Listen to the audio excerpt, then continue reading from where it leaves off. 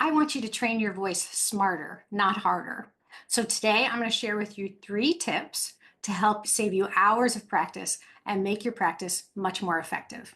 Are you ready? The first tip is that you need a combination of dedicated practice time and what I call randomized intentional practice. So we have dip and rip, dedicated intentional practice and randomized intentional practice. Dip is something you're very familiar with and probably what you do now.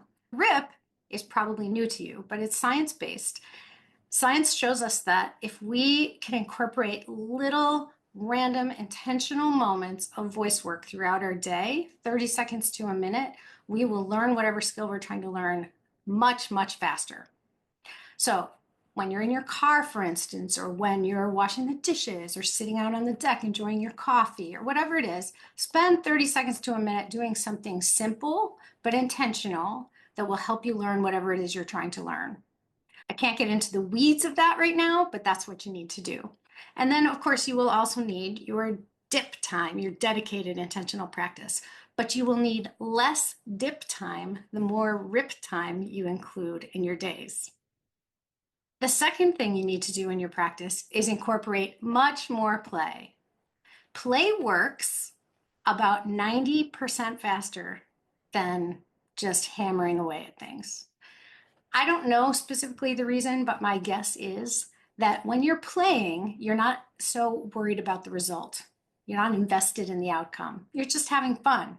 So if you can find playful ways to practice what it is you want to learn, you will learn it 90% faster than if you just hammer away at it. And finally, and I think this is so important, you need to separate your practice from your singing. What?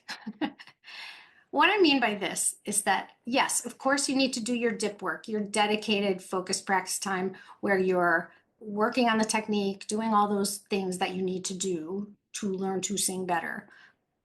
But then you need to put all that away, come back later, and just sing your material. Sing it for fun. Sing it for the joy it brings you.